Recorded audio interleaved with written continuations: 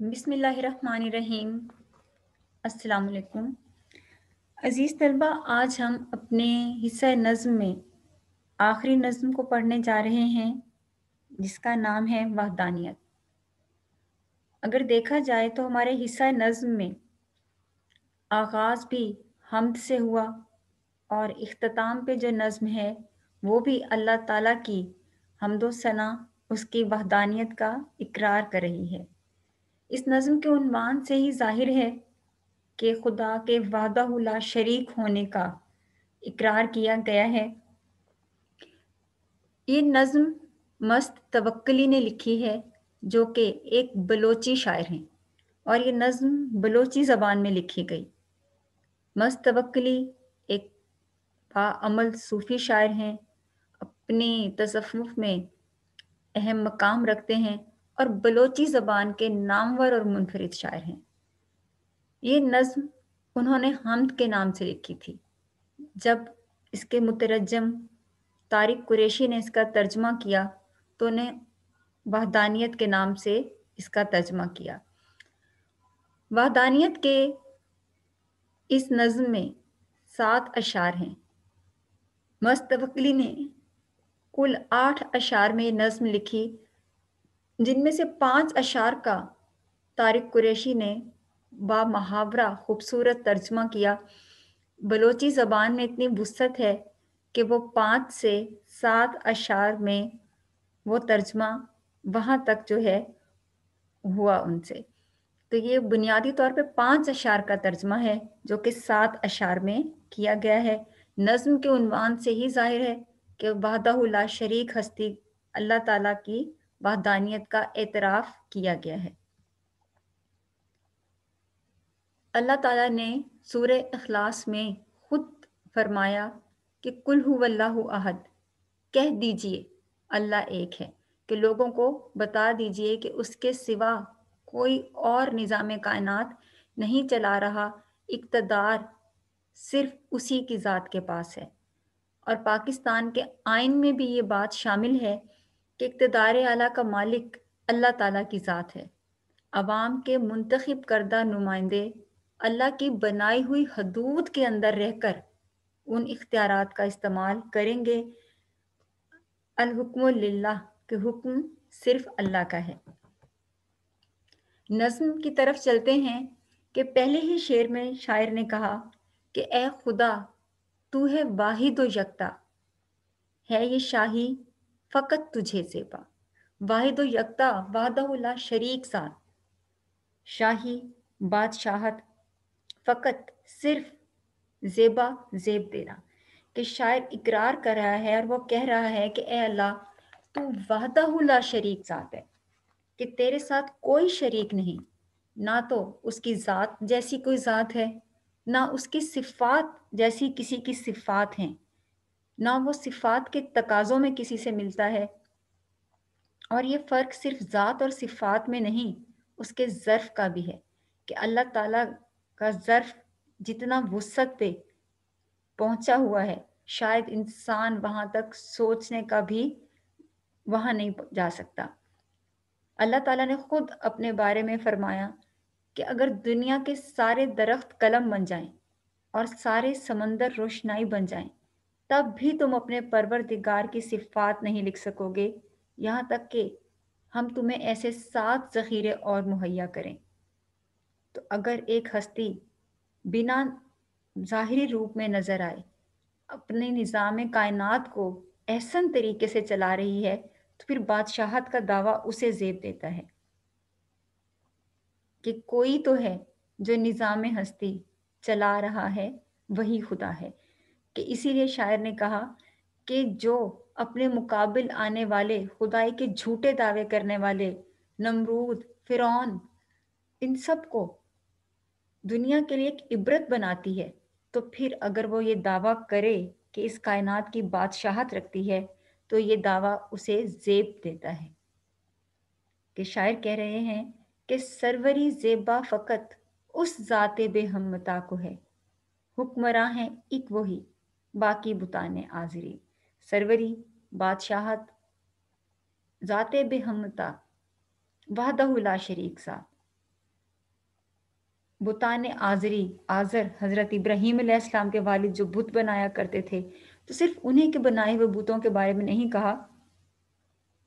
شاعر نے کہا کہ بادشاہت کا دعویٰ صرف اللہ تعالیٰ کو زیب دیتا ہے، صرف وہی تو حکمران ہے، اس کے سوا کسی بت کی کسی کی بھی پرستش جائز نہیں۔ تو اگر قہر پر اتر آئے، تیری سطوت کا ہی رہے چرچا۔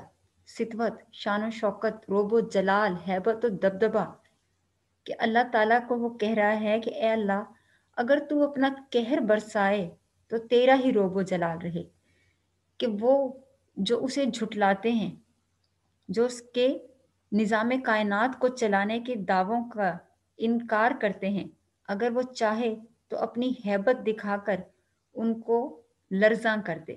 قوم عاد اور سمود ایسی ہی قومیں ہیں کہ جنہوں نے اللہ تعالیٰ کو جھٹلایا اور وہ طاقتور قومیں تھیں، تو ان پہ ہوا کا عذاب بھیجا گیا، بادل ان پہ بھیجے گئے جو اس کو نہ سمجھ سکے، کیونکہ اللہ تعالیٰ نے قرآن پاک میں فرمایا کہ بے شک تیرے رب کی پکڑ بہت سخت ہے۔ تو اگر اللہ تعالیٰ اپنی ہیبت، اپنا روب و جلال اس کا انکار کرنے والوں کو دکھانا چاہے، تو پھر صرف اسی کی ہیبت رہے، کس کی مجال ہے جو اس کے روب و جلال کے سامنے اپنے آپ کو برقرار رکھے۔ لیکن وہ خود کہتا ہے کہ اس کی رحمت اس کے قہر پہ حاوی آ جاتی ہے اور اپنے بندوں کو اپنی رحمت کے سائے میں رکھتا ہے عارفوں کو حیرت اور منکروں کو سکتہ، ہر دل پہ چھا رہا ہے روب و جلال تیرا۔ اور اگر رحمتوں پہ مائل ہو، کوئی مشفق نہیں تیرے جیسا۔ شفیق اللہ تعالیٰ کے نام، صفاتی ناموں میں جہاں وہ قہار ہے، جبار ہے، تو وہاں وہ رحمان ہے، رحیم ہے، اور اسے پسند ہے کہ اسے رحمان اور رحیم کے ناموں سے پکارا جائے۔ تو شاعر کہتا ہے کہ اس پوری کائنات میں کوئی ایسا نہیں جو اللہ تعالیٰ جیسی رحمت برسا سکے، کہ اگر تو رحمت برسائے تو کوئی تیرا ثانی نہیں۔ ہم دنیا میں انسانوں کو معمولی سی غلطی پہ معاف نہیں کرتے، یا انسان ہمیں معاف نہیں کرتے، لیکن اللہ تعالیٰ ہم سے بنا کوئی حساب کتاب لیے روز آخرت کے علاوہ اس دنیا میں ہمیں کوئی بھی عذاب دیے بغیر اپنی ساری رحمتیں اور نعمتیں ہم پہ برسا رہا ہے۔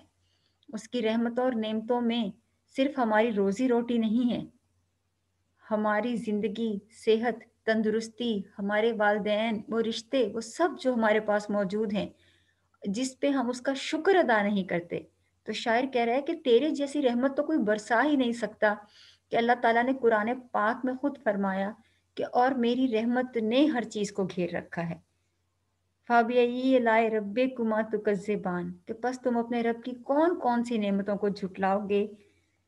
تو شاعر کہہ رہا ہے کہ اہل جہاں تو مجھے بھول گئے ہیں، لیکن ایک تیری ذات ہے جس کا کرم اب بھی ہے۔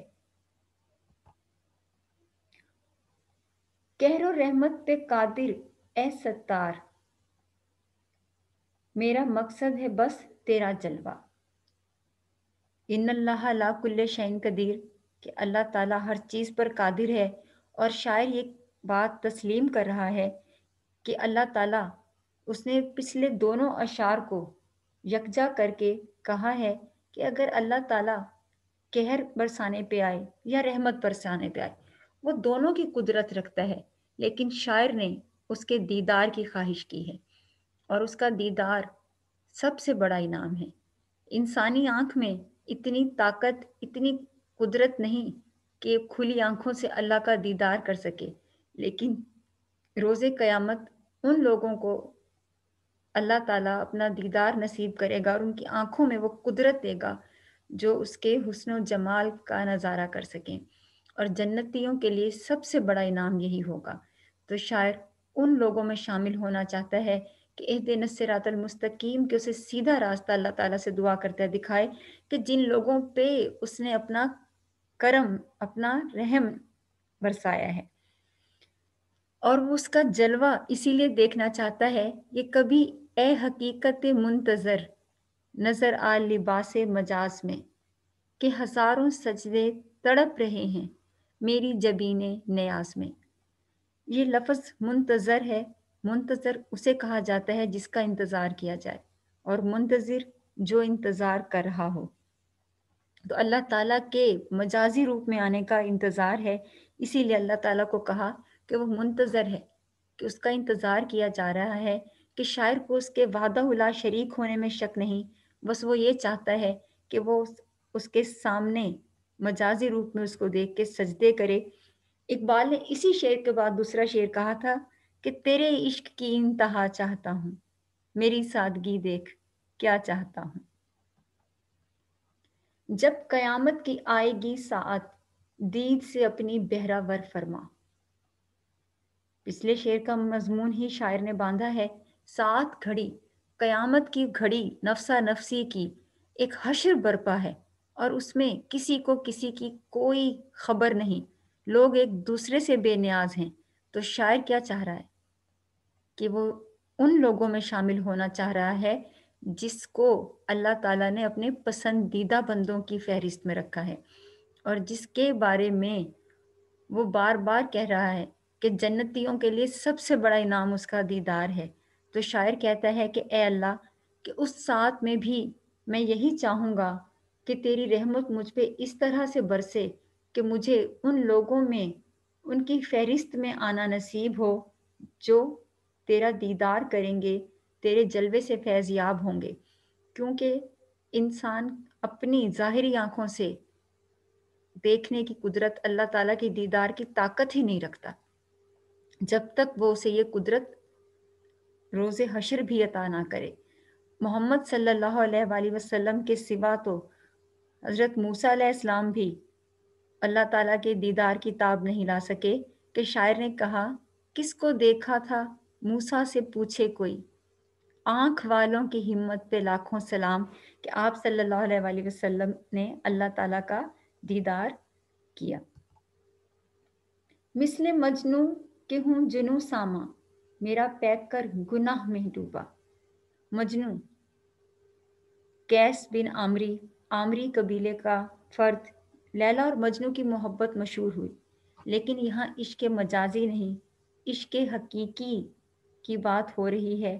اور شاعر کہہ رہا ہے کہ اے اللہ، میں جانتا ہوں کہ مجھے تیری محبت کا جنون ہے، دیوانگی ہے، لیکن نہ چاہتے ہوئے بھی، کیونکہ میں ایک عام سا انسان ہوں اور مجھ سے گناہ سرزد ہو جاتے ہیں۔ تو وہ کہہ رہا ہے کہ اے اللہ، میں تیری محبت میں دیوانہ ہو چکا ہوں، لیکن میرے گناہوں کو درگزر فرما۔ ہم سے جانے انجانے میں لاکھ خطائیں ہوتی ہیں، بہت گناہ ہوتے ہیں۔